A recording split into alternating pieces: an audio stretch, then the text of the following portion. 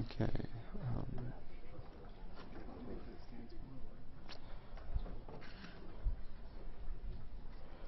Okay, great. So should we get started? Okay, so this is again the outline of the talk. So last time we we kind of started from the real world, from real neurons, and we kind of abstracted away to spins, all the way to spins, which you're sort of more comfortable with, of course. But there's obviously a hierarchy of models that go from real neurons to spins. Then we cover the hot field model. We're going to kind of skip the perceptron because it was already covered. And then I'm going to discuss unsupervised learning.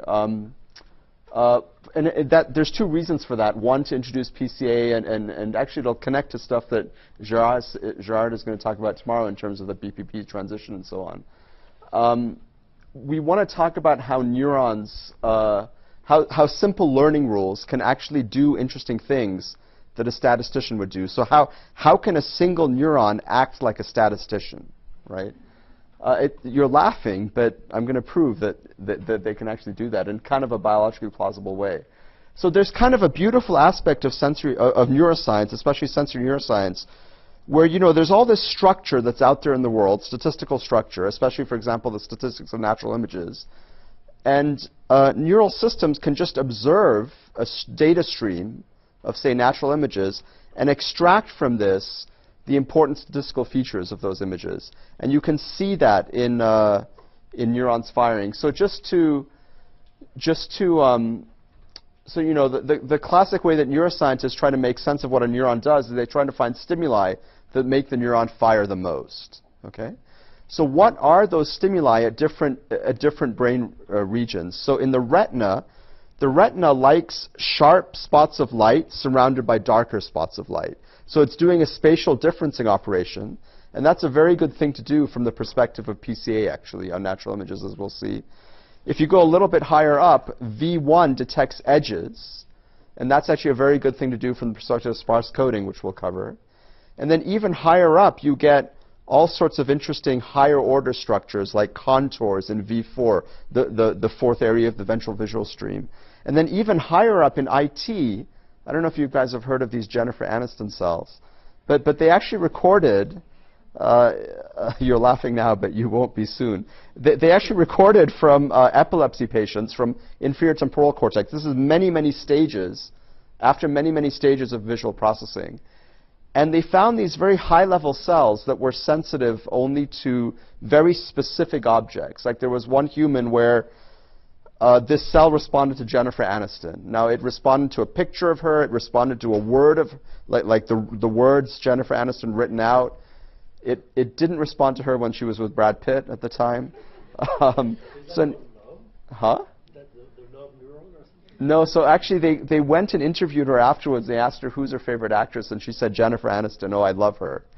So she has a lot of neural real estate allocated to Jennifer Aniston, which is why if you record from a random neuron in the brain or a small set of neurons in the brain, you're likely to find a Jennifer Aniston cell. Another anecdote is somebody went to Italy, recently, and they found cells that were sensitive, among a whole bunch of images only to the Leaning Tower of Pisa.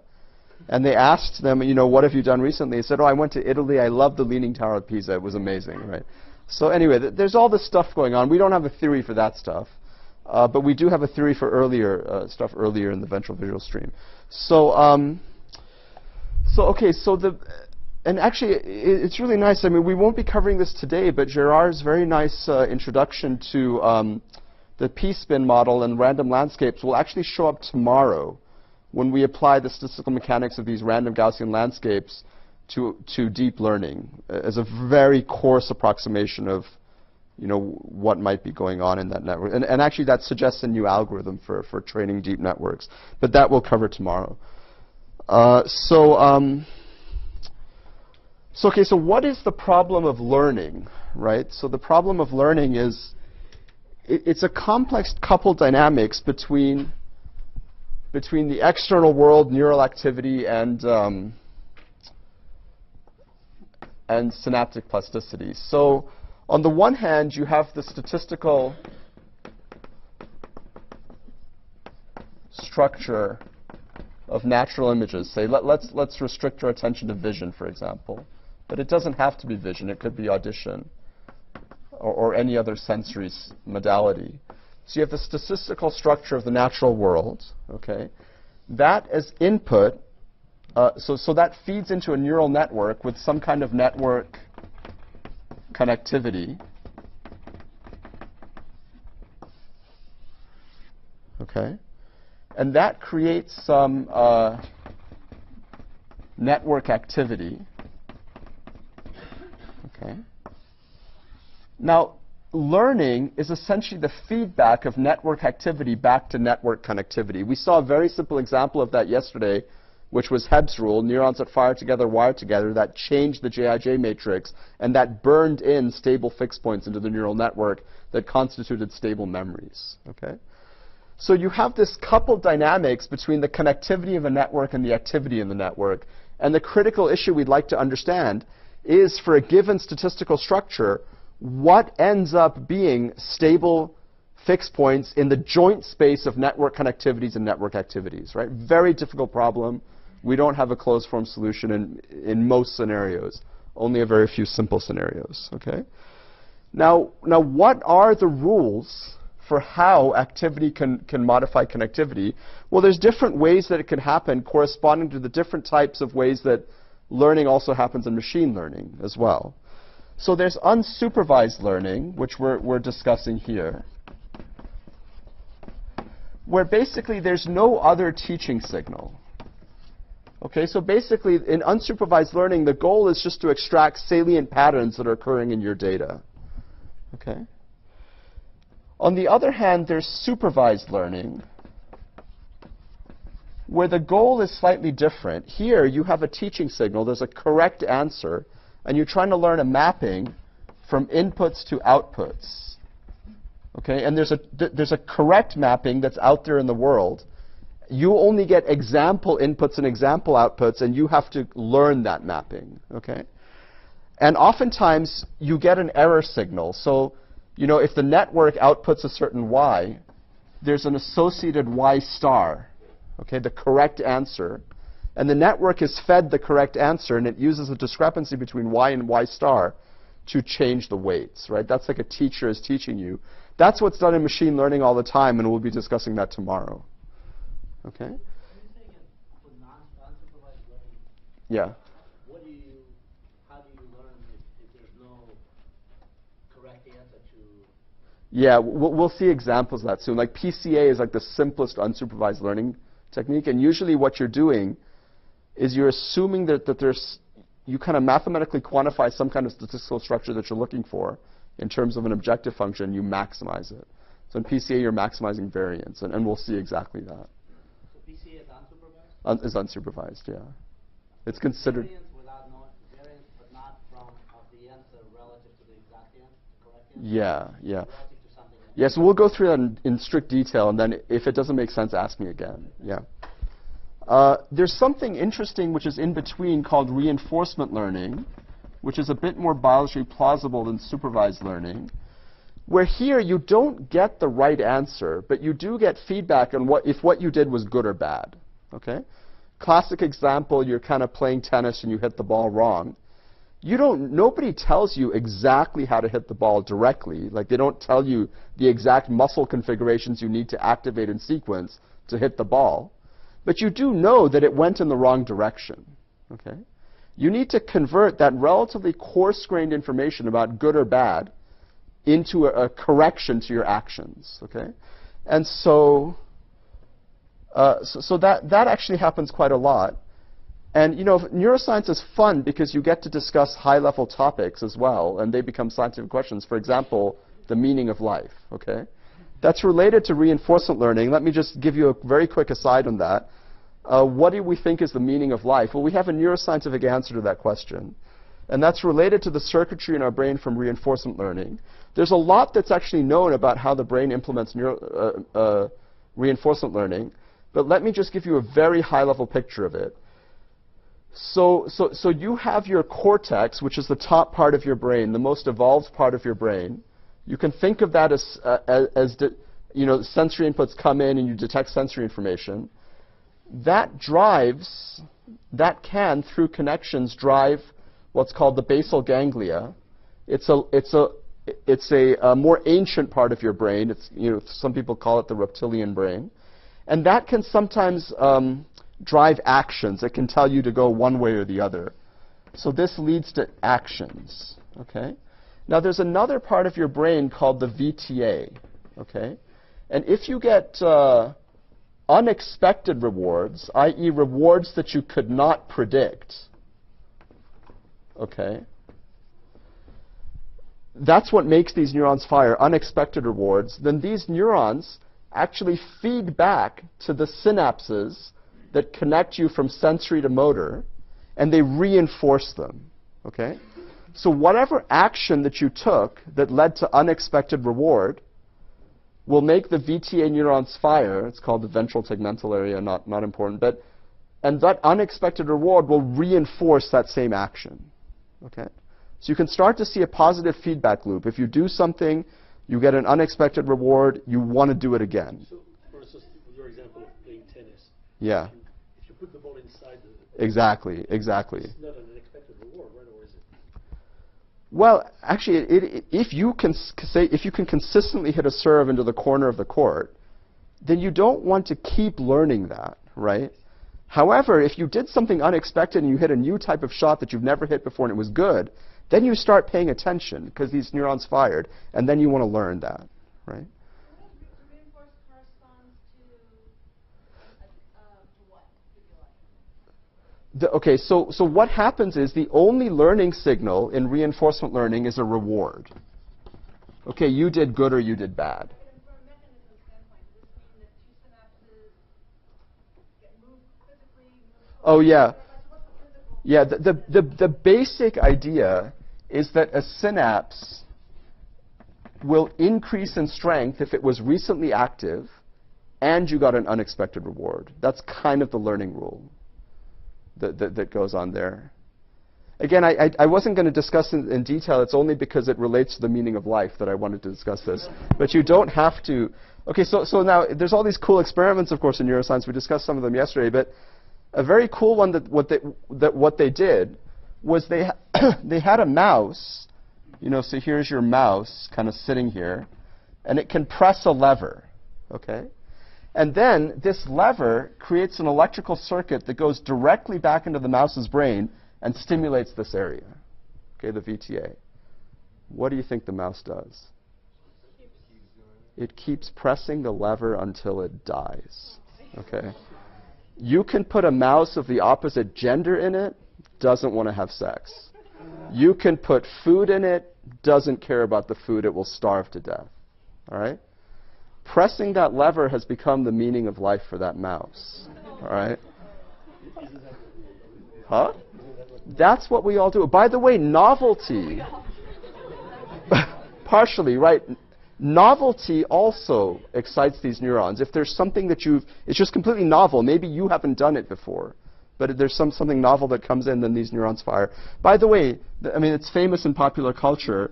These are called dopamine neurons because they inject dopamine into the synapse, into the area connecting cortex to basal ganglia, and that dopamine is what strengthens the connections, okay? So, kind of life is all about making your dopamine neurons fire, and you want to do it in all sorts of interesting ways. You're kind of doing it now by sitting in the school learning about all sorts of interesting new facts. Hopefully.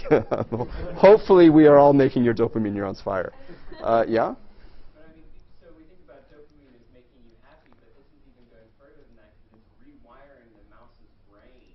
Oh, yeah. To make it incapable of doing anything else. Yes, but that's because we've set up a pathological condition, right? By the way, drugs do the same thing. Drugs co-opt this pathway, right? So that once you take the drug, it releases excess dopamine, and then you keep seeking drugs at the expense of other adaptive strategies you could have in life. Okay, anyway, so I just want to discuss that. There's a whole literature in that, and even some people are looking at the statistical mechanics of reinforcement learning algorithms, like how long does it take to learn and so on. We still don't know how to do reinforcement learning because it's very slow, at least in artificial systems we set up for complex tasks. I think the brain is using some combination of all these learning techniques to learn as rapidly as we do compared to artificial neural networks, which need much more data than what, say, human babies need. We'll talk about the data requirements tomorrow for artificial neural networks compared to humans. But I think this is one of the most vexing problems in all of neuroscience. It's called the credit assignment problem. To state it very dramatically, let's say you hit that tennis ball wrong, okay? You have 10 to the 14th synapses in your brain. Which one screwed up? The brain somehow figures that out, and it corrects it. From a very impoverished teaching signal, the ball went the wrong way. Okay? I mean, there's more to it. You have tennis coaches and all that. But there's self-improvement that we can all do on our own. Okay, so now let's move on to unsupervised learning, the main subject. Yeah.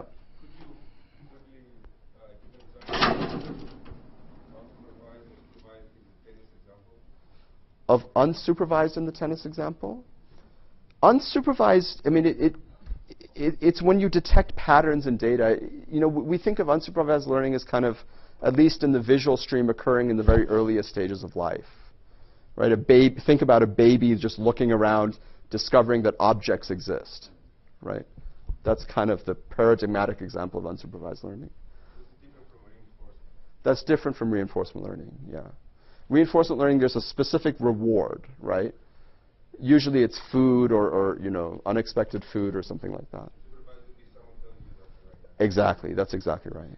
Yeah, all of this can be made much more mathematically precise, but I don't want to spend too much time doing that. Yeah. Is there a bit of reward associated with detecting a new pattern and saying, aha, this is what's saying? Yeah, that's what I was mentioning before about novelty, right? Yeah.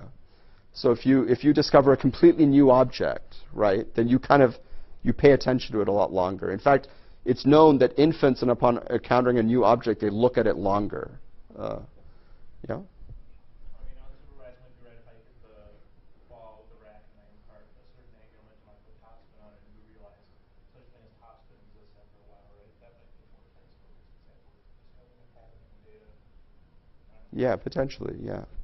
I mean, that's already on a lot of like substrate that we already have, right? Okay, so again, to make unsupervised learning a little bit less mysterious, let's discuss the simplest example, okay? So we're just going to discuss a single neuron, okay? And we're going to discuss how a single neuron can act like a reasonable statistician and do principal components analysis. And I'll define principal components analysis as we go along. Okay, so I'm imagining that the neuron has multiple inputs coming in, U1 through UN. So there's n input channels. And there's synaptic weights, W1 through WN. Okay? And I'm going to assume that the neuron generates a firing rate, V, where V is just W dot n. Okay? So it's a linear neuron. You only need a linear neuron to do PCA, as we'll see.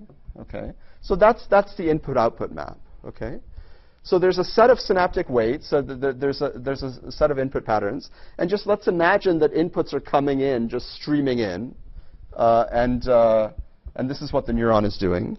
Okay, and we're going to again like take a cue from biological plausibility, and just say that the synaptic weights are changing over time on each presentation stimulus according to Hebb's rule. So there's some learning rate lambda, okay? And there's a stream of input patterns. So I'm going to say the change in the synaptic weights upon seeing the alpha pattern, or let's call it the muth, we'll call it the alpha pattern, right, is just, okay, the same change in synaptic weight I is the correlation between input channel I and the output of the neuron, okay?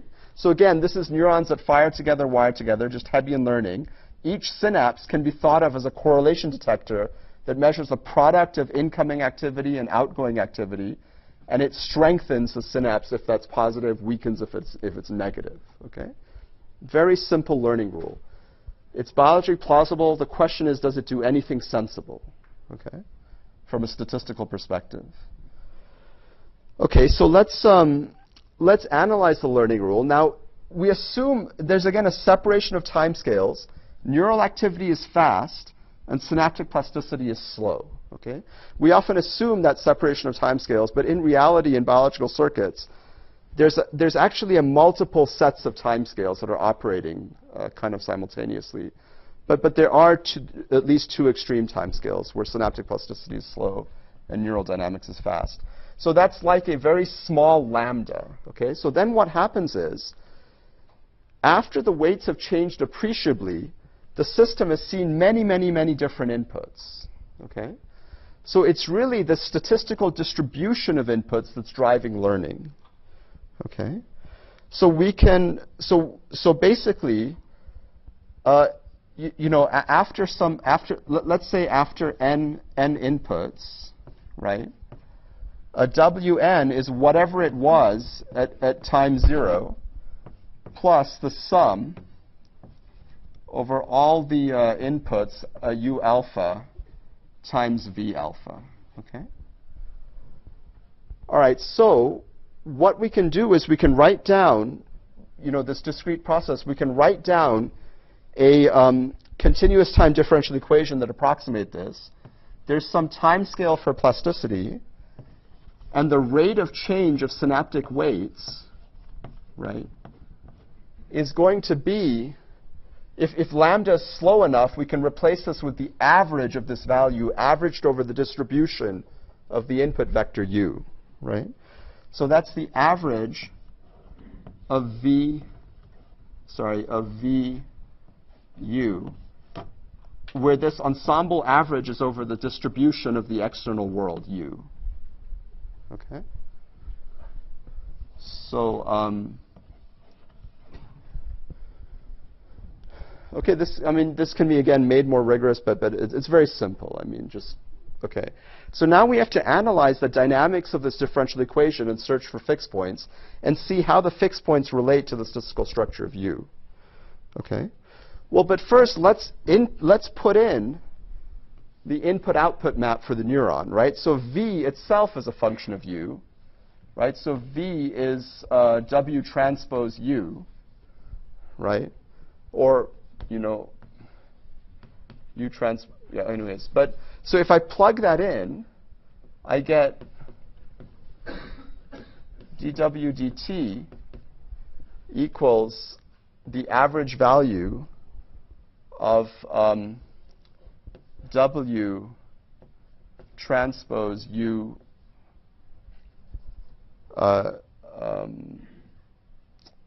times u, okay? So I want to, I'm missing a, let me write this in components because it's a little bit easier to work this out in components, right? So if the rate of change of synapse I, right, is wk uk times ui, where I'm using Einstein's summation convention, so there's an implicit sum over k, right? So I can view this is a symmetric matrix, so I can again view this as the average value. So now I'm taking an average over the distribution of u, so I don't, and I'm assuming that w doesn't change appreciably after the system has sampled many u's. So I can take the w out of the average, and then this is the same as ui, uk, wk. But in matrix notation, this is dw dt equals q times w, okay? Where q is just the correlation matrix of the inputs. qij is the average value of ui, uj, okay? So now we're seeing, if you assume the separation of timescales, we're seeing that some very simple aspect of the statistical structure of the outside world is driving plasticity in the synapse, or the changes in the synapse. And because the neuron is linear, the particular aspect of statistical structure that's driving learning is a very simple aspect, just the second-order correlations in the data. So linear neurons are only sensitive to second-order correlations. You could make the neurons nonlinear, and then they'd be sensitive to higher-order statistical structure in the world that goes above and beyond the second moment. And that leads to interesting algorithms like ICA. Yeah? I missed, I'm sure you said it, but I missed that very first output of the W's. Is lambda positive physically? Lambda's positive, yeah. So what is the, can you repeat the word, the y is it's proportional to the u and v? Oh, That's Yeah. I mean, that's basically the fundamental physiological, right? Oh, yeah, this was the learning rule, right? This comes from a biological assumption, which is namely Hebbian learning, that what a synapse is doing is it's just sitting there and it's looking at the activity of the presynaptic neuron, the activity of the postsynaptic neuron, computing their correlation or their product, and then updating the weight according to the value of that product. So essentially, the change in synaptic weight is equal to the product up to some very very small factor. Right, no, I appreciate Yeah. that. I'm Yeah. trying to connect it to the unsupervised, supervised, or reinforced learning. Like, Oh, I see, yeah. This I don't see any, why is that scheme of update have anything to do with reward or? Oh, so it exactly doesn't. There's no reward for this neuron. There's no teaching signal. A teaching signal would be like there's a correct answer, a V star, and that's also fed to the neuron. And the neuron is trying to adjust the weights to have V match V star. That's like perceptron learning, which we're going to skip. But So this you would call unsupervised? this I would call it unsupervised simply because there's no teaching signal and there's no reward signal. But it just changed, like, why is that learning? Like, just the fact that you two fired and then that resulted in me firing, why is that? So you're asking an excellent question, right? I've only started from biological plausibility. This is what neurons do. They do this. I mean, at a very simple level. I mean, this is a very simple view of what these neurons do. But Hebbian learning has been observed. Coincident activity in pre- and postsynaptic neurons do drive changes in synaptic strength. And now we're asking exactly the question that you're asking. What is this good for? What is the system learning? So this is, you could say this is empirical. Exactly. We're starting from empirical observations, and we're trying to give a normative explanation for why this collection of empirical observations is something that's useful to do. Okay? And so that's where we're getting to. I'm confused with the subscription. UI refer to the input at time I. Oh, sorry, no. I is this index. I indexes the different input channels, and little n indexes time steps or presentations of stimuli. But the second one should be vector. Yeah. Why the second one? V, you're talking about here? The second line. In the box there is a vector sign. So, sorry, I have an index I here and an I here. So. Yeah, but they are not vectors. Oh, yeah, okay. So I could get rid of that, yeah. Yeah. And V has no vector. yeah, what is alpha? So alpha is the alpha presentation. Okay, sorry. So let me make my notation consistent. Let's say at time n, I present an input vector u. It has this ith component I. And of course, I get the activity at time n. And the learning rule is time translation invariant. No matter what I get at any time, this is the learning rule, right? So this is the change in synaptic weights from time n to time n plus 1. Okay, does that make sense? Okay, so this is kind of the rules of the game that have kind of been extracted from neurobiology at a very coarse-grained level. And alpha is n, summation from. Yeah, okay, yeah. I got rid of my alpha now. Yeah, sorry. I'm mixing notation, I'm sorry. So you are summing. The alpha should be summed over n equals 0 to alpha equals 0 to n. This is the problem with doing things off the fly. Yeah. Okay? I believe all the indices are now consistent. This is supervised learning on my part. All right. Of course, I thought I was the supervisor, but I'm not. All right, so clearly not. All right, so You wouldn't need a summation if you just went one step. if I just went one step, I don't need a summation. Yeah. The summation is just, like if lambda is small, I can replace the summation with an average, right, over the distribution of stimuli. And then I can turn this into a continuous differential equation that makes it a little bit easier to analyze. That's all. Okay? Okay, now, of course, there's some aspect of the distribution of P of U that's driving learning. And as I was saying, because the neuron is linear, that aspect of P of U is only the matrix of second moments of the distribution. Okay? So, okay, so what's happened is that the synapses have become coupled because the inputs are coupled. Right? The inputs might be correlated with each other. But this is just a linear dynamical system. We know how to solve this. We just change to the eigenbasis of Q. Right? So and Q is symmetric, so it has a complete set of eigenvectors. So let's say Q has a set of eigenvectors, which I'll call E mu and lambda mu. Okay? Eigenvectors and eigenvalues. Okay? Then if we re-express W, if we expand W in this eigenbasis, so we write W as C mu E mu, right, sum over mu. And this C mu is, of course, a function of time, where time is this learning time. But the eigenbasis of the input of the inputs is time independent, because we're assuming the external world is stationary, so that its second order system isn't changing over time. Then we've just basically re-expressed the learning dynamics of W in terms of its expansion coefficients and the eigenmodes of the second order statistics of the outside world. And then you know what the dynamics of, right, that diagonalizes this equation, so the dynamics of C mu is just lambda mu times C mu. And so that gives you exponential growth. So C mu of t is e to the lambda mu t times C mu of 0. Okay? So this is exponential growth. So this is, of course, a problem, right? Because Q is a correlation matrix, so it's positive definite, positive semi-definite. So all the lambda mu's are greater than or equal to 0. So then everything just grows. Okay? So there's this positive feedback instability of Hebbian learning. Okay?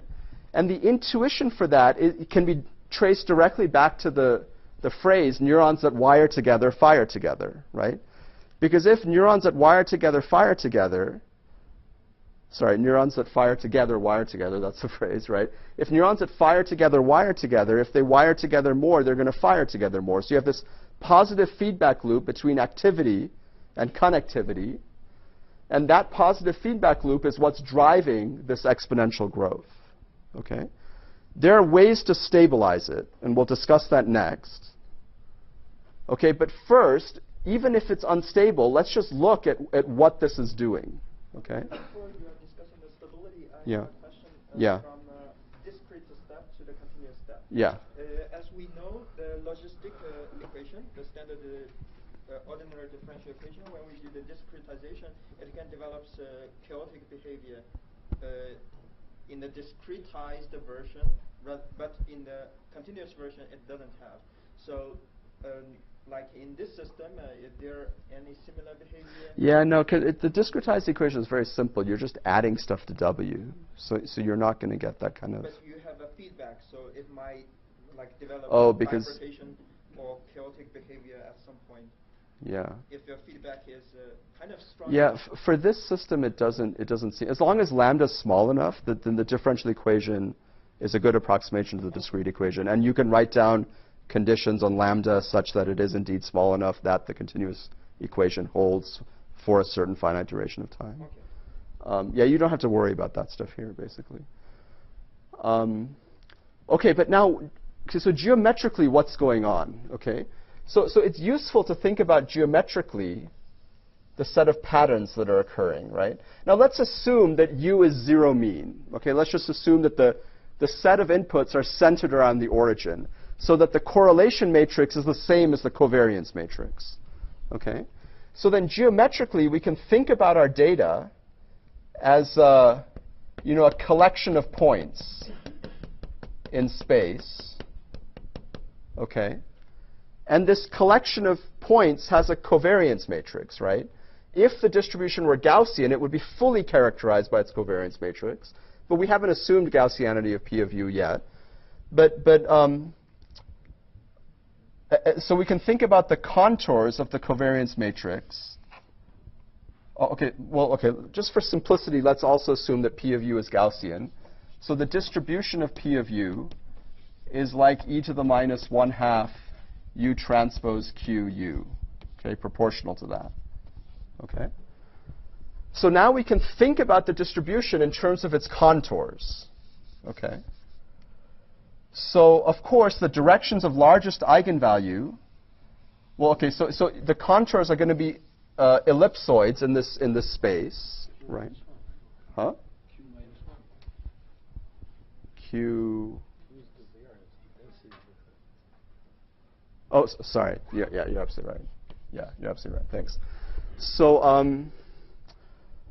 so basically, what's going to happen is, this is a quadratic form, and the equicontours of constant probability of this U are the contours of that quadratic form, so they're going to be ellipsoids. And the maximal eigenvalue, the largest eigenvalue, is going to be the direction of largest extent of the ellipsoid. We usually order the eigenvalues so that lambda 1 is the biggest. Let me just work in 2 dimensions. So,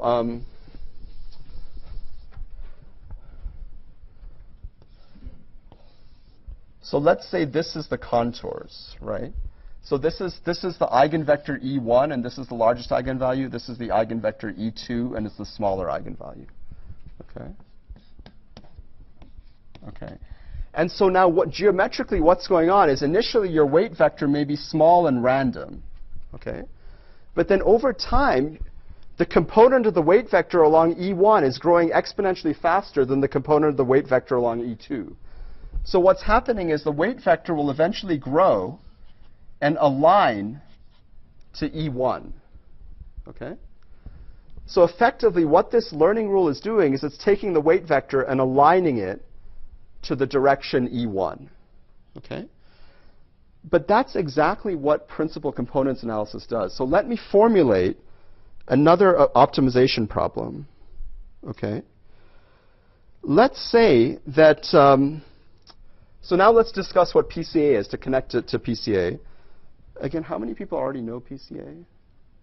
Excellent. So, but not everybody. That's okay. So PCA is the following, for example, sensible optimization problem, right? What this neuron is doing is it's taking a multidimensional input vector and projecting it onto one dimension and giving you a single scalar, right? Now, if you could only keep one number about your data, or one projection about your data, what would be the projection that you'd like to keep, right? Intuitively, there's not much going on in your data in this direction, so you definitely don't want to project onto this direction. But there's a lot of variance along this direction, so you'd like to somehow keep the projection onto this direction. We can formalize that intuition as follows. Right, so let's say you have your vector, right, U, and you have a projection V, which is W dot U, okay? And let's say from this projection you try to reconstruct the vector U hat, okay? So what you are trying to do is you're trying to minimize U minus U hat of the scalar projection V, which is, of course, a function of the projection direction and U.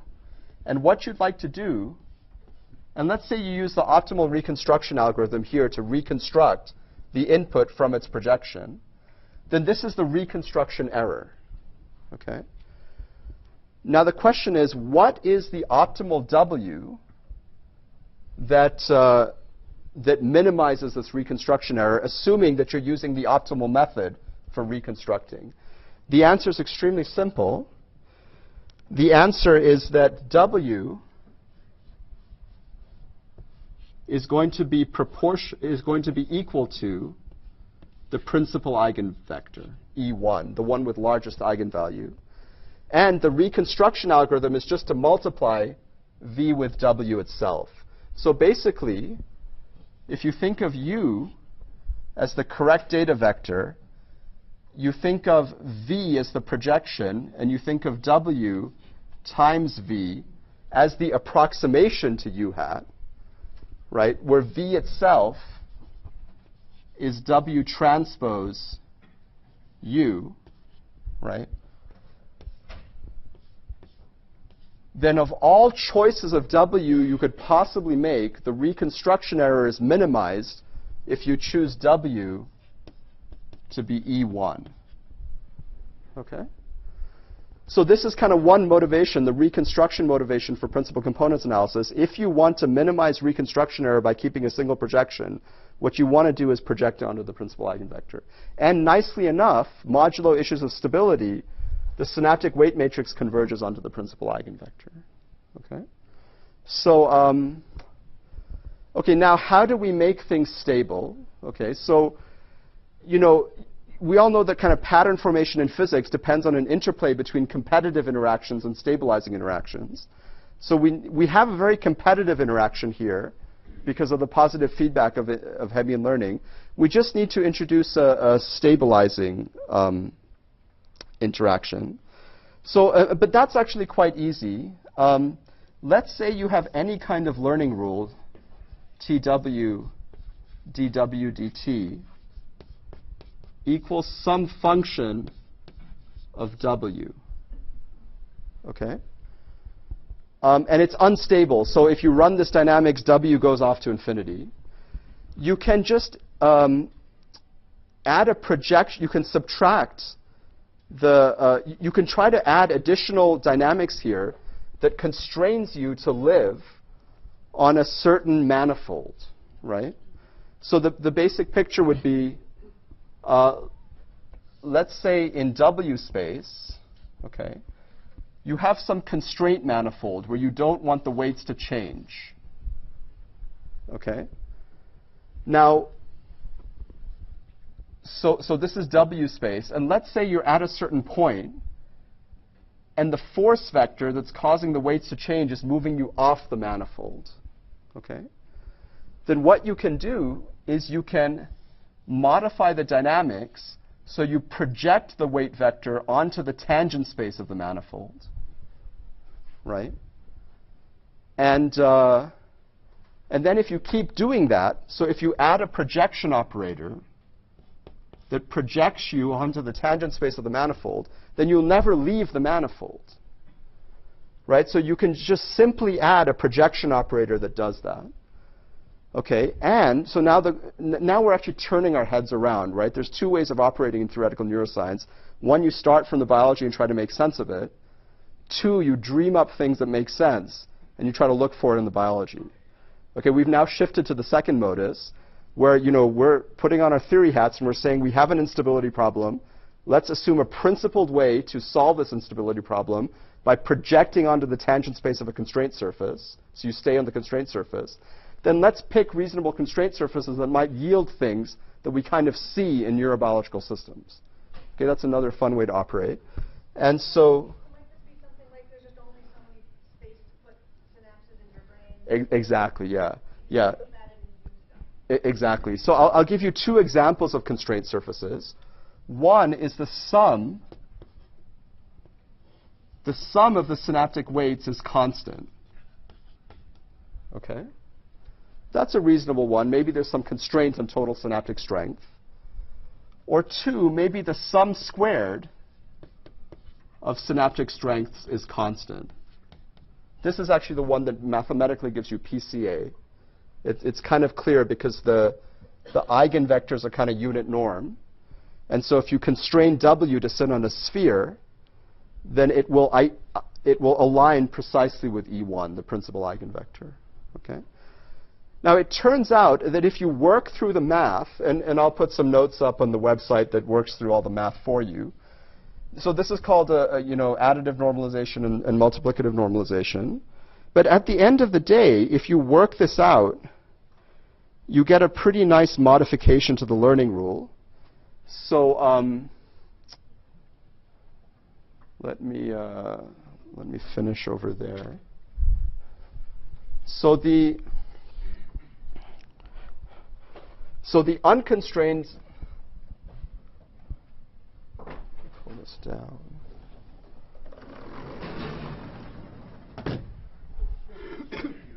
Yeah? Doesn't give you something compact. It's still it can be unstable. Oh, sorry. With absolute values. Sorry. Oh, that's Yeah. So then you're on the simplex, and you're okay. Good. Good. The mathematician is worrying about compactness. That's good. Yeah, it's true. No, you're absolutely right. Yeah, I forgot to mention for positive weights. Okay, so so the unstable learning rule is dwi dt equals v times ui. Okay, but if you add the first constraint, then you simply modify this to be dwi dt equals v times ui minus 1 over n sum over I ui. Okay? So this is simply just a modified form of Hebbian learning where you're not correlating the actual input with the output. You're correlating the relative excess of the actual input with the mean across all inputs. It's a very simple modification. So basically, your input has to be firing more than the mean in order for you to strengthen. Okay? And it turns out this rule keeps you on that simplex that I described there. If you try to keep yourself on the sphere, then what you get is you get a slightly more complicated rule where you're correlating v with ui minus v wi over sum over j wj squared. Okay, so this is kind of a homeostatic plasticity rule, where this is easier to understand if you don't put the brackets here. Okay, so I put a v squared here. Okay, so this is kind of a homeostatic rule where you have Hebbian learning, but you scale down the weights in proportional to how strong they are and in proportional to the squared magnitude of activity. Okay? So this is called kind of, and you see, like, the full story of how learning is stabilized in the brain is not completely settled yet, of course, but you do see examples of output modulated plasticity where if the neuron is firing too much, it shuts off plasticity. That's called homeostatic plasticity.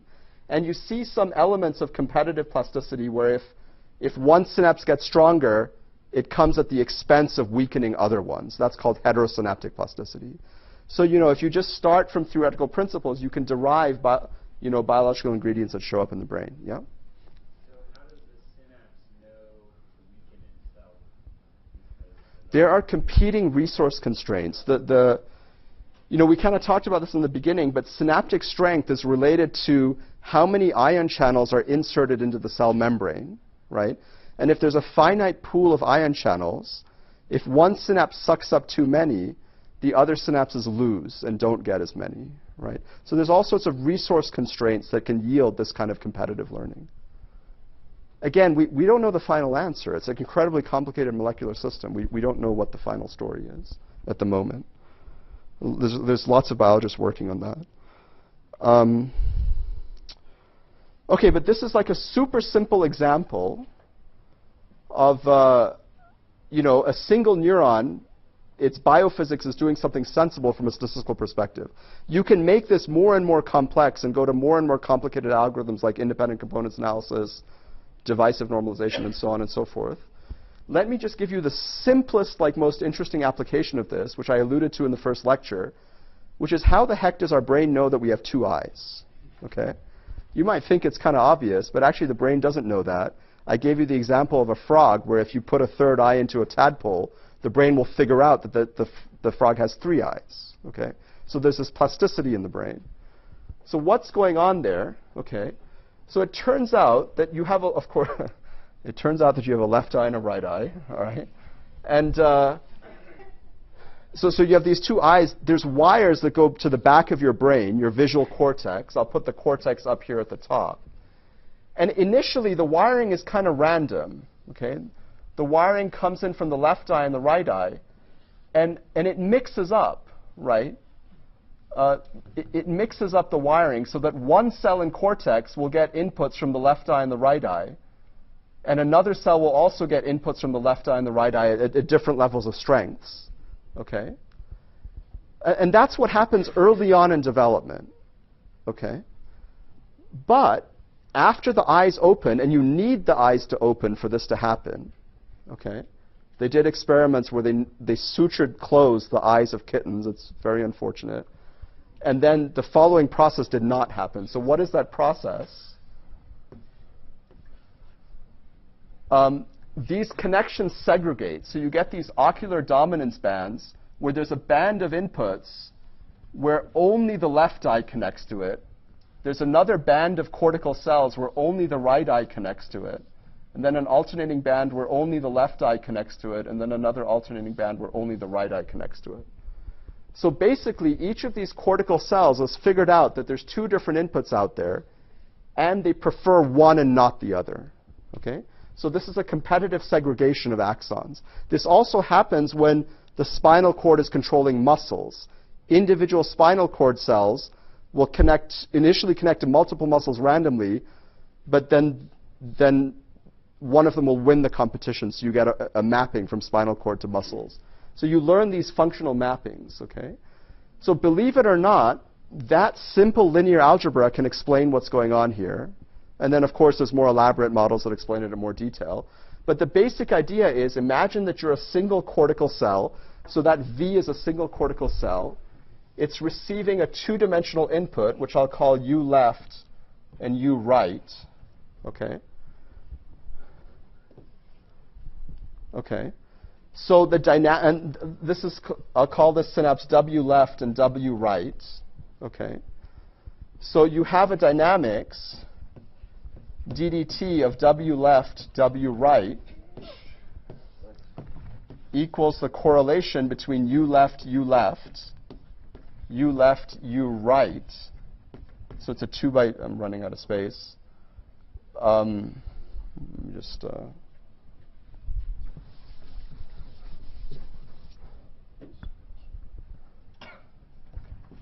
so here's the matrix. This is the left-left correlation, the left-right correlation, the right-left correlation, and the right-right correlation, times W left, W right. Okay?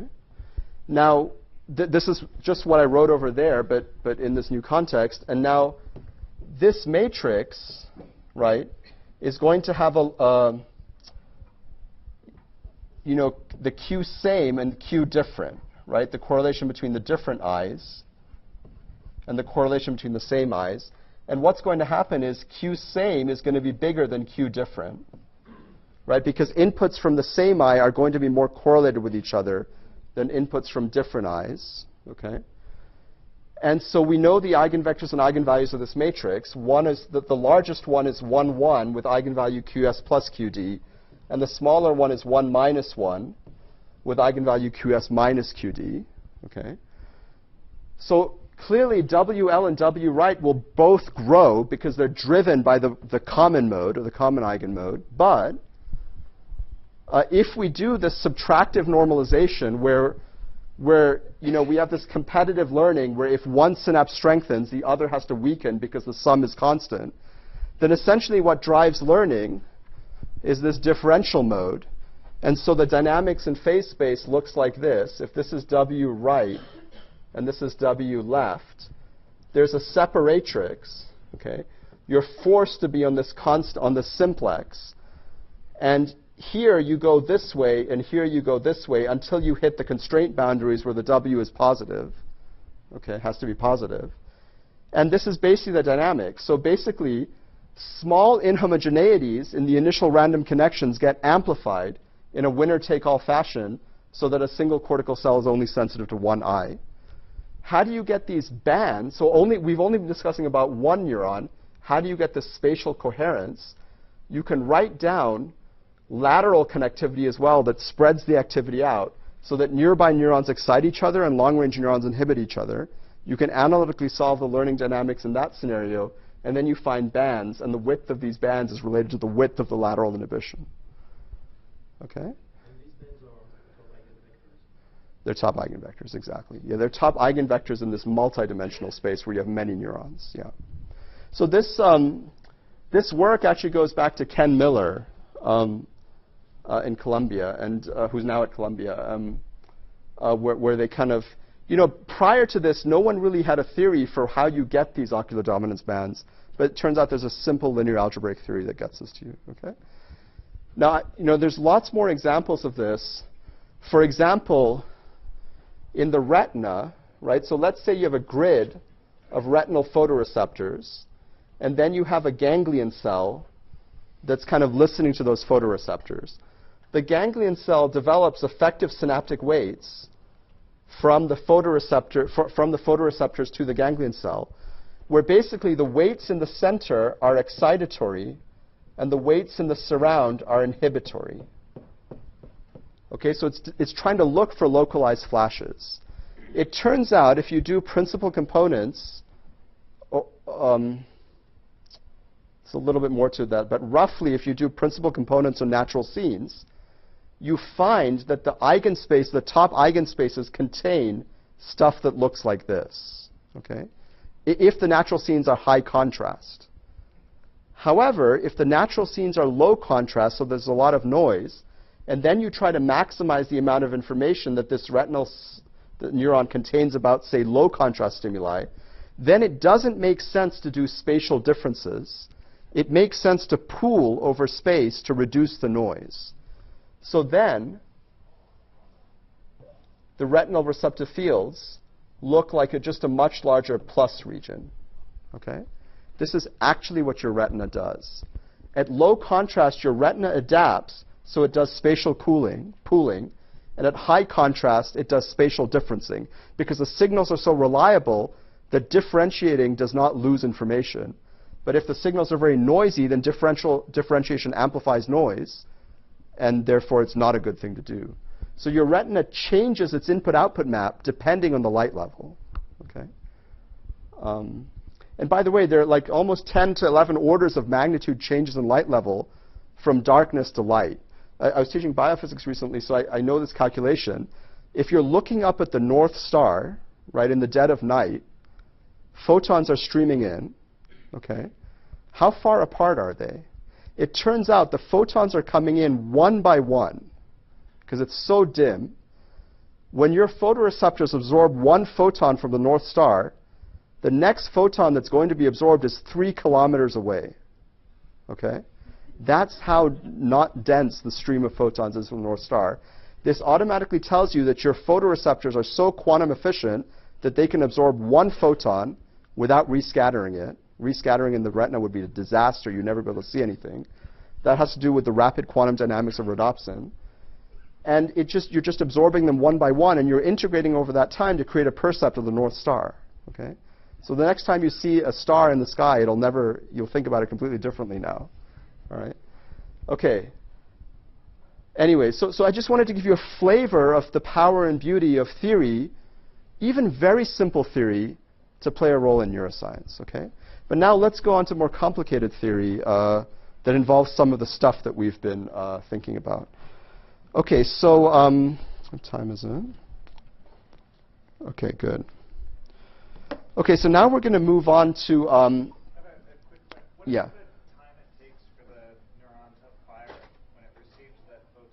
Oh, that's a good question. Yeah. So your photoreceptors are slow. They have a if your photoreceptor absorbs a photon, right, then the current that it passes on downstream, it rises and falls. If this is time and this is the downstream current, it rises and falls with a time scale of about 300 milliseconds.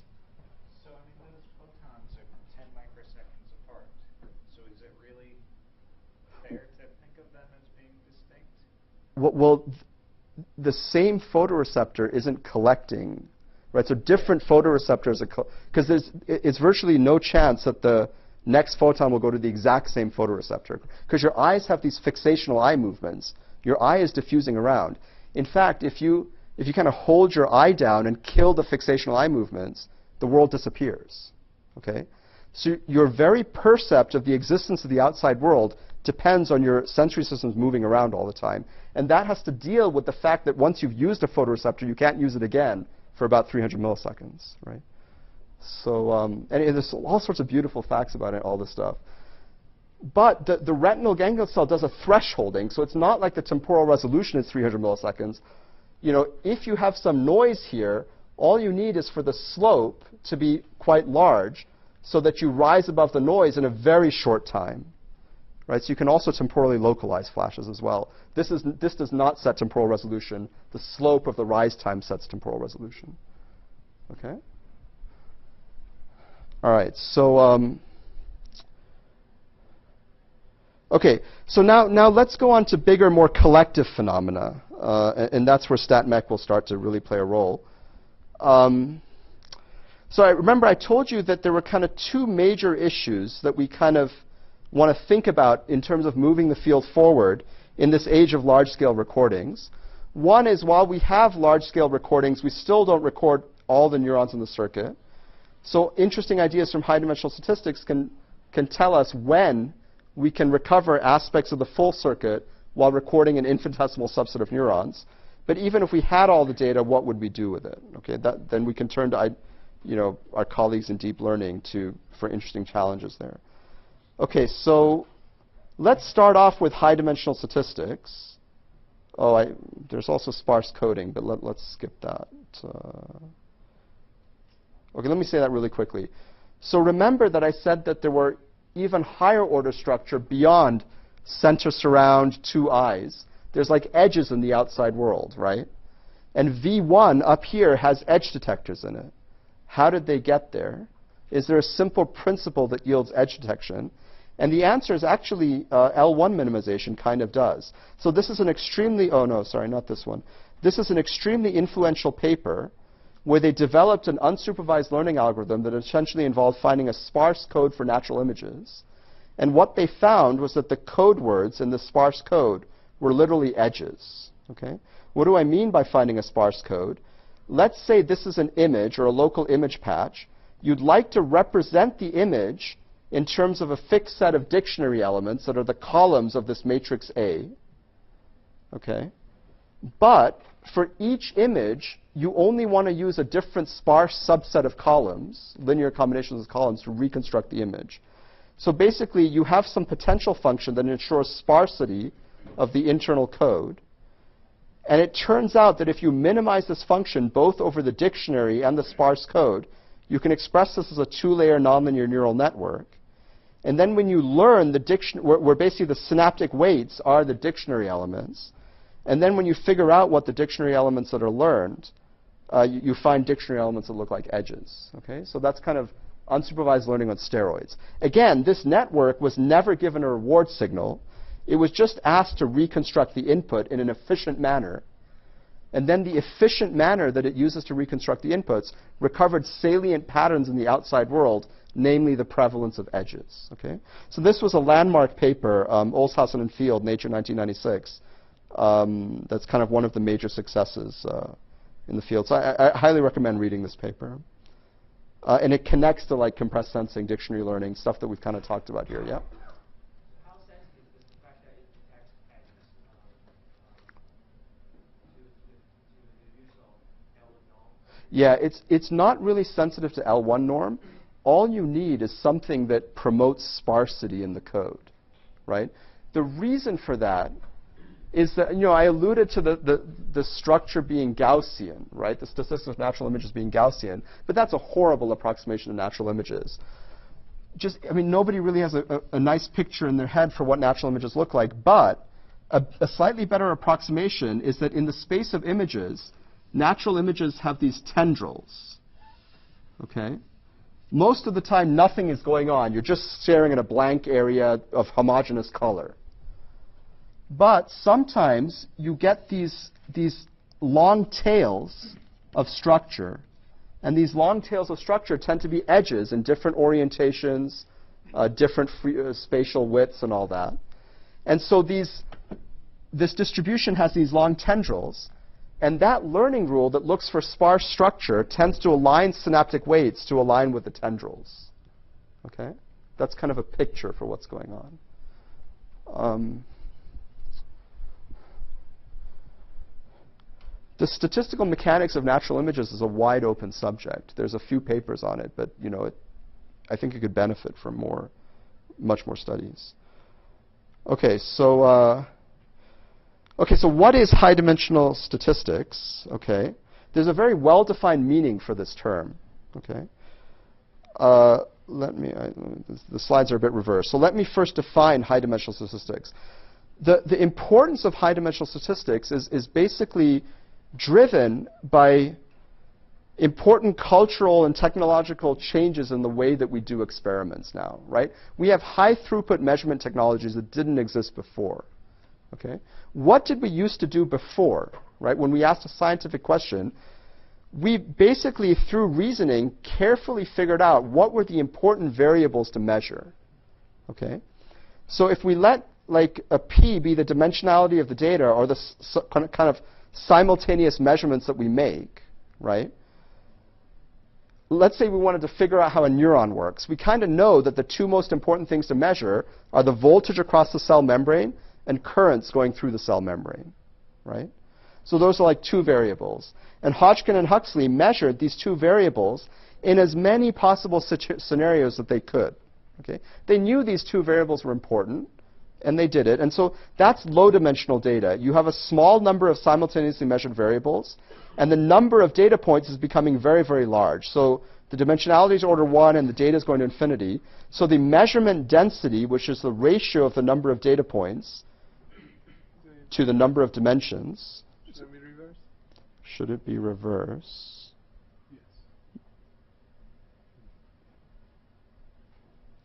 Oh, sorry. This should be, yeah, I'm sorry.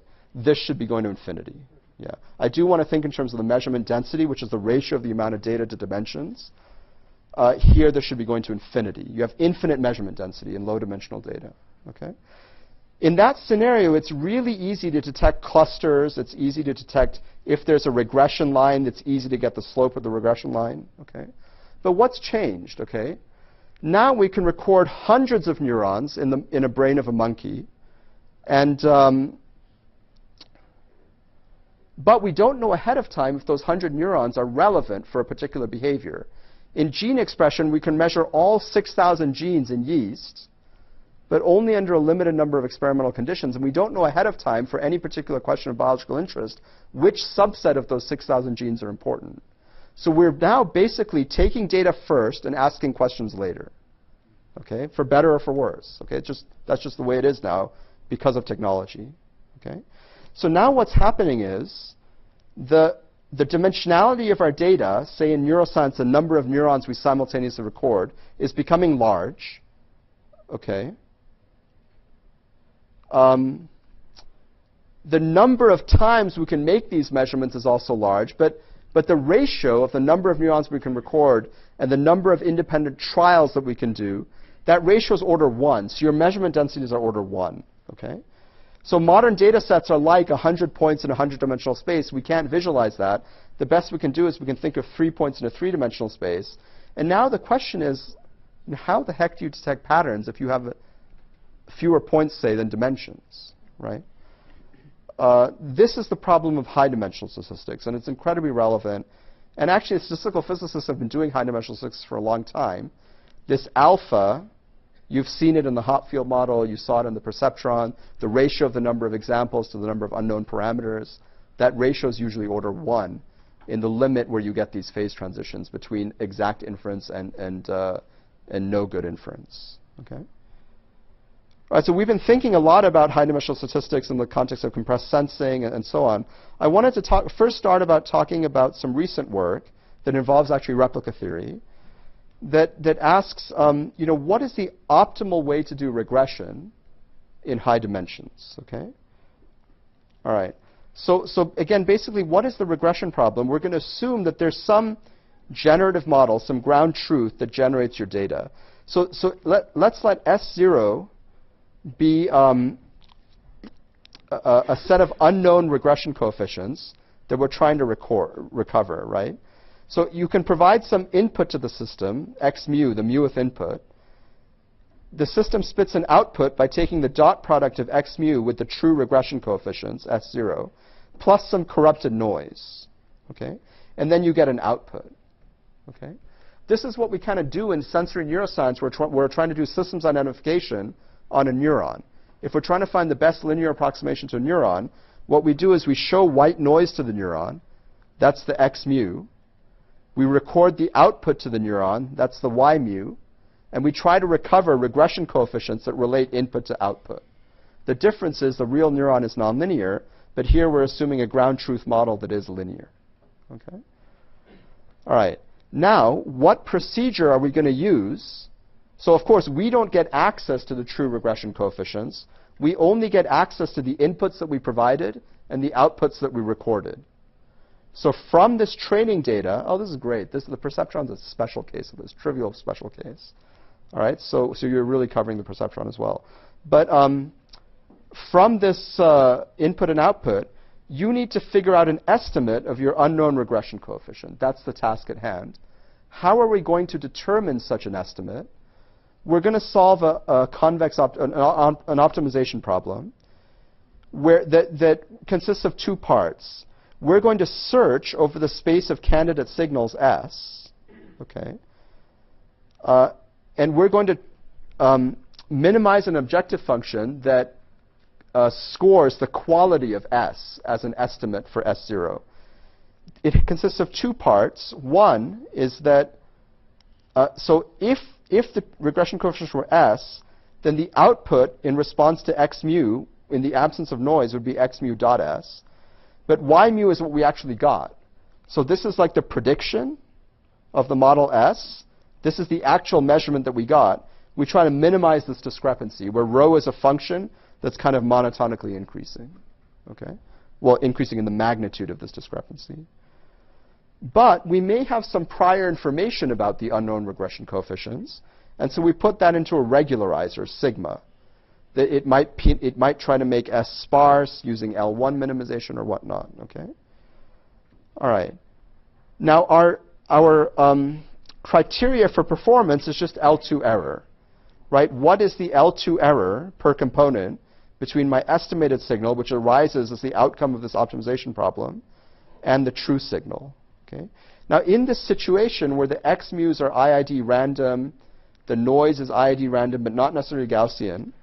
Everything's self-averaging, so at the end of the day, the error that I get depends only on the measurement density, the ratio of the number of measurements that I make, i.e. the number of mu's, the dimensionality of their data, or the number of unknown parameters, S0, and of course the distribution of the noise and the distribution of the signal. We're also assuming the signal is IID across components.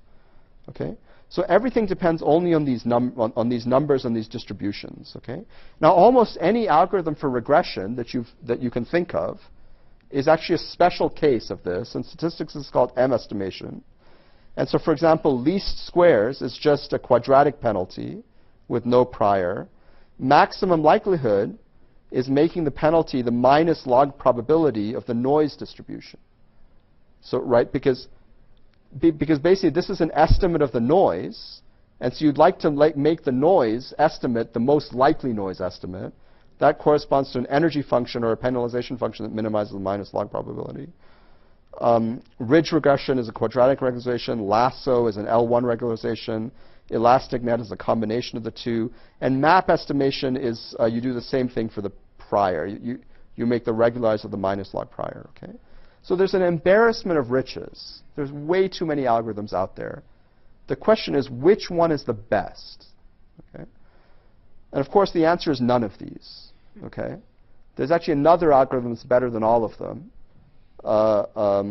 in this situation. Okay?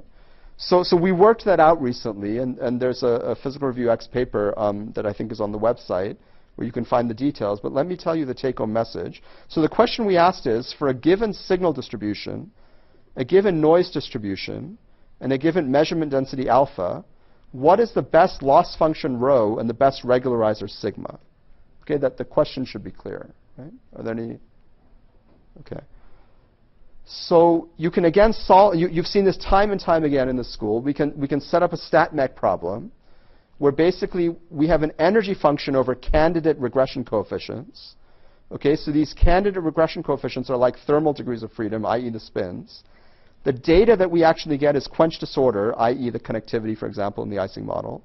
It's a planted quench disorder because there are correlations in the quench disorder induced by this true regression coefficient. So the y's are correlated with the x's, which is why we can solve the problem in the first place. Okay? Yeah? To answer this question, in this generality, just with the bioptical estimator, I guess. Oh, yeah, okay, yeah. So we're exactly. So exactly. So we're trying to find the best optimization algorithm to solve this problem.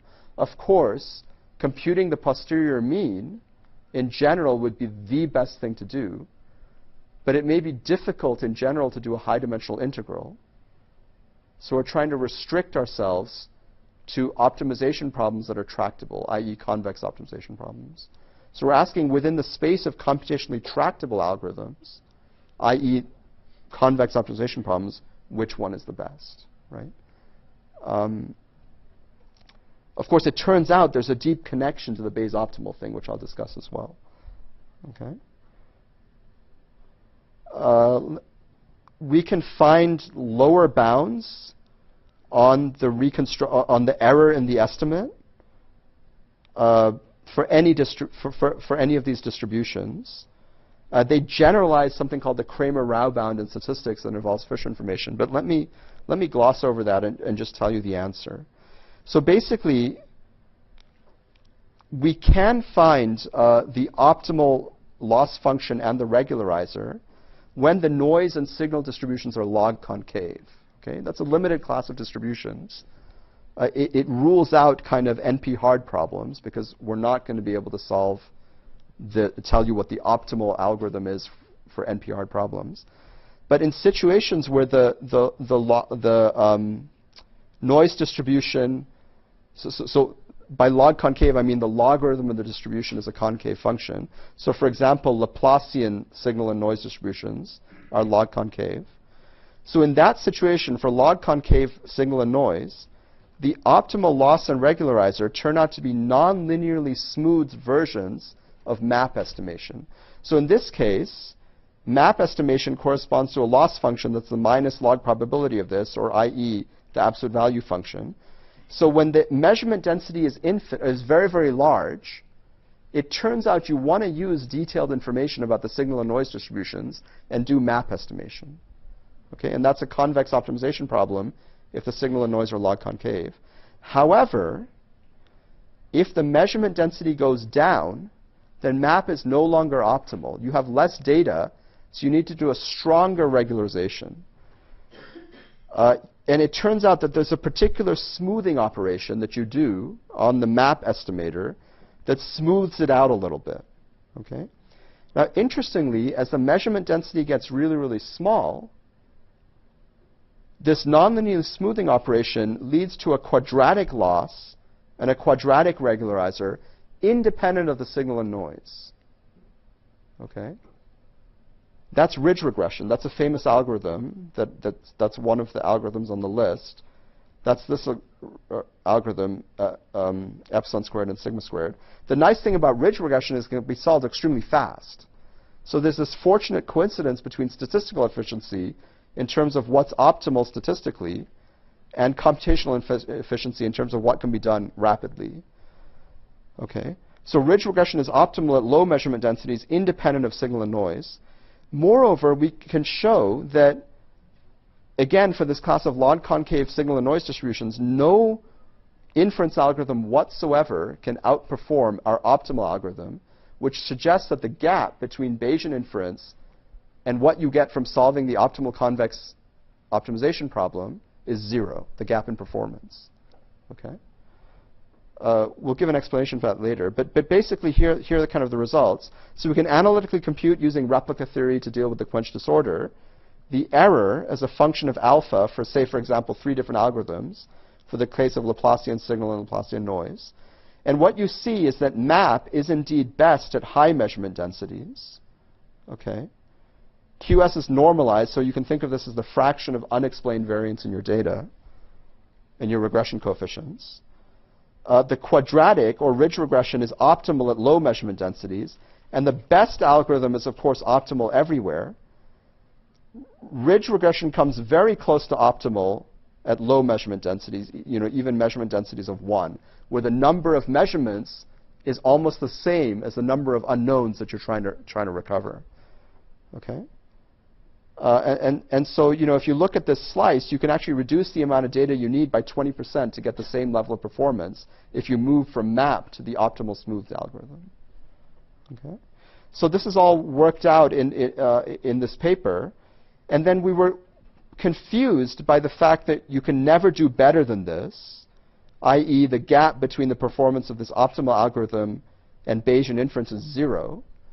And in hindsight, we came up with a simple explanation for that in this paper, which goes to message passing and belief propagation and all that.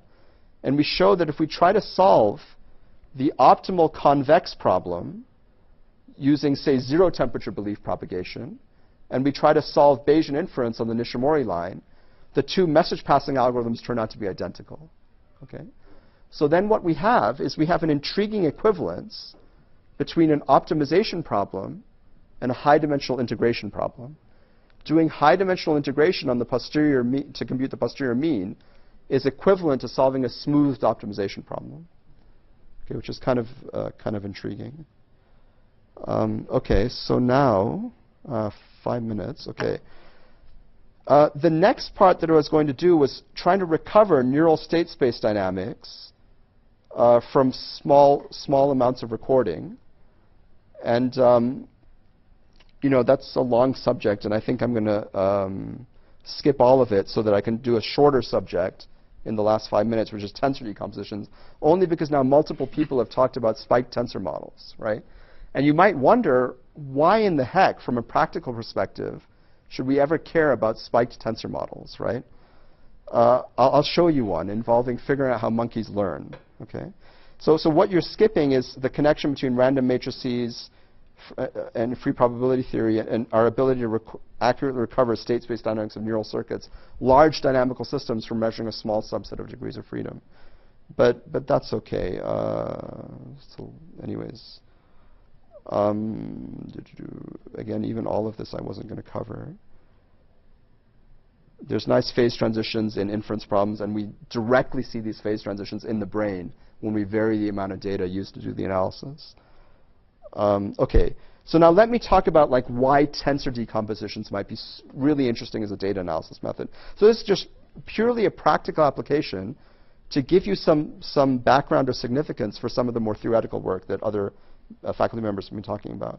So, when you collect neural data from an animal, what are you collecting?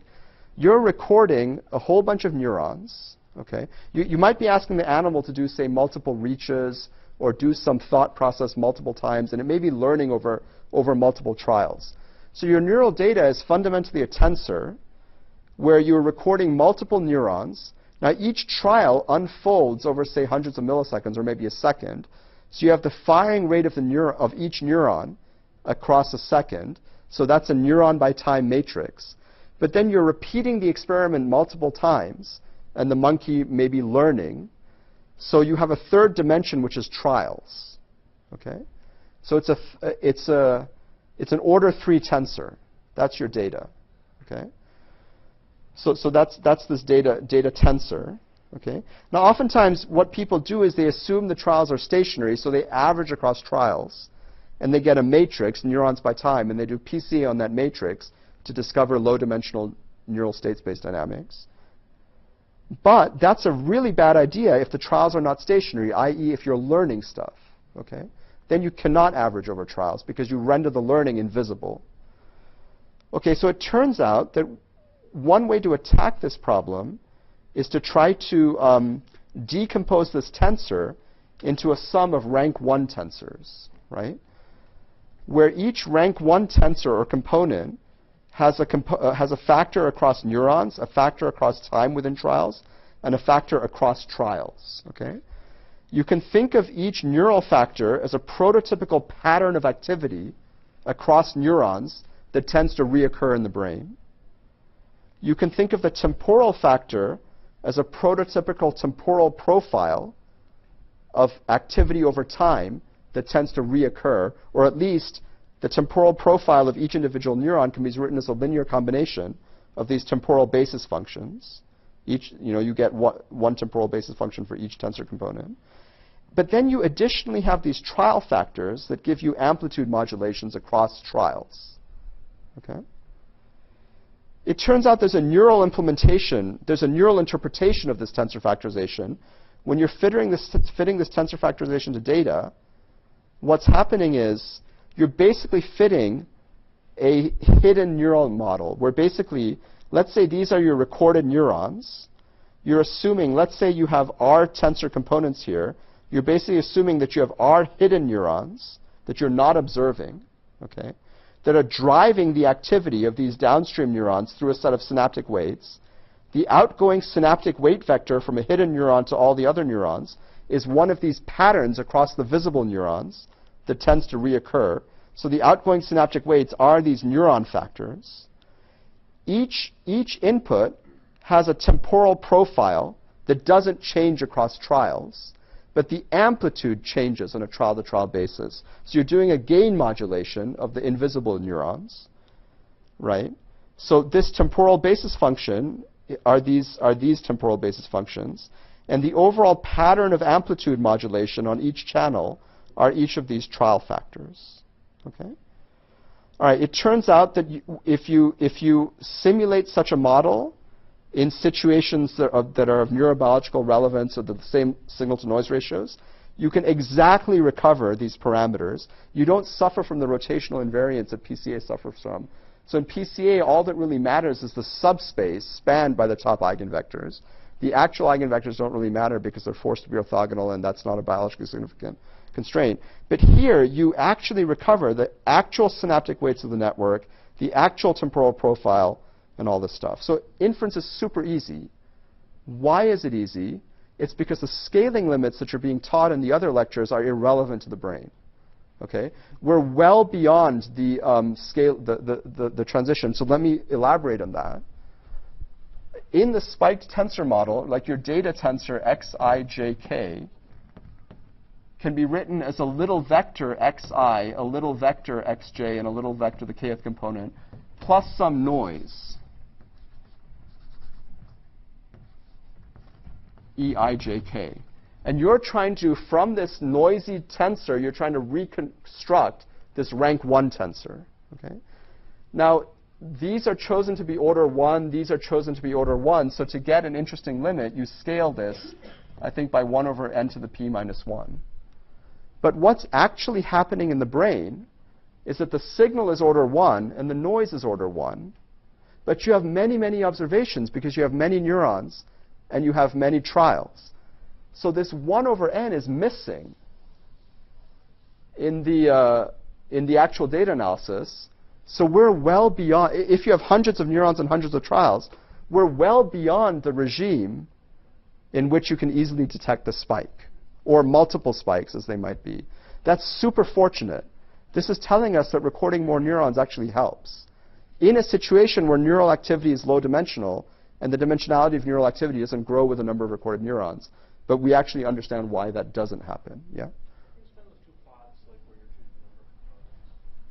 Oh, yeah, sorry. Yeah. Okay, so of course, when you're actually in practice doing this stuff, you have to decide how many components to decompose the data to. I mean, this is kind of an art, but there's 2 diagnostic plots you can use.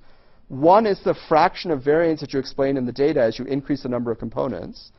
And usually that undergoes a kink where there's a point of diminishing returns, and you usually stop at the kink. In the ground truth model where there really were 3 components, the kink does occur at 3. The other thing you can do is you can look at stability. You can run it from multiple initial conditions and look at how close each model that you get is close to the best model.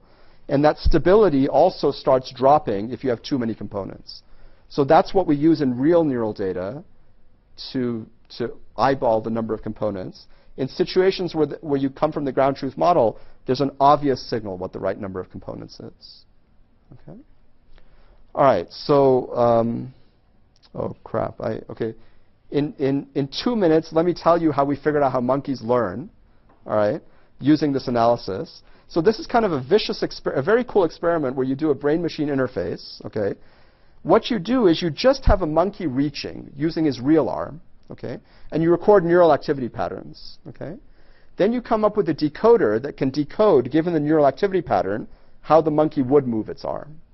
Okay, so you figured out the natural relationship between neural activity in the monkey's brain and the actual motion of the arm.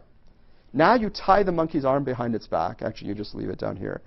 And you replace the monkey's natural circuit with an artificial circuit where you directly take neural activity from the monkey's brain and have it control a cursor on the screen.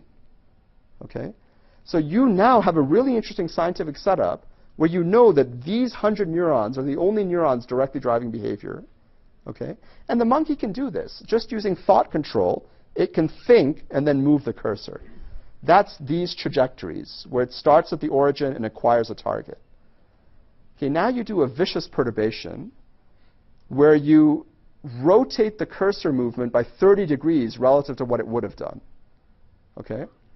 So the same thoughts that would have led to a cursor moving in this direction now move the cursor up. Okay? The monkey goes, oh crap, and then it does a late-stage correction. This is the behavior. But then over time, it recovers. And eventually, it does these 45-degree reaches again. Okay? So this is a really intricate learning process. What's going on in the brain when this is happening? So we have this data tensor, which is multiple neurons, about 100 neurons, by time within trial, 600 milliseconds within trial, and then multiple trials, about 100 trials. We have this data tensor. It's well described by 3 components. Okay? The first component is this. So this is trials, right? So there's one component that was active before the perturbation. So this was clearly a population of neurons that was active early in the reach, and it did the baseline reach before anything was perturbed. Interestingly enough, after the perturbation, this doesn't decay away. What happens is 2 more components arise in neural activity. One arises relatively early, right after the perturbation, and it's active very, very late within the trial. That's what that's a different a partially overlapping population of neurons that mediates this late-stage correction. But then over time, another component arises. It occurs like intermediate during the reach, and it's a different population of neurons that actually that compensates for the 30-degree perturbation. And we can actually find the directions that each of these things like to drive itself. And the thing that's actually get learned late in the trial actually drives things in a, the late-stage correction drives things in the clockwise direction if the perturbation was counterclockwise. Now here's the coolest thing. We can just look at, so this is the time it takes for the monkey to acquire the target. After the perturbation, the time goes up, and then it drops over time. We can look at this trial factor, this late-stage correction, that's extracted directly from neural activity, and we can ask, on a trial-by-trial basis, how well does it correlate with a time to reach target? This is what neuroscience is all about. How do you relate neural activity to behavior? So this is extracted from tensor factorization from neural activity without access to behavior. This is behavior. And it turns out they correlate extremely well across all reach angles. We didn't even have to do a regression to get this. We just correlated the tensor component with the time to acquire the trial up to just 1 overall normalization. And you see a really beautiful match. So this is like unsupervised discovery of structure in the brain that connects to behavior. And so that's what these tensor factorizations are good for. All right? OK, so tomorrow I think we're just going to jump into deep learning. And this will actually connect nicely with some of Gerard's stuff and non-equilibrium thermodynamics, dynamic criticality, Riemannian geometry, chaos. Chaos is part of deep learning, believe it or not. And yeah, OK, and then we'll end. Thanks.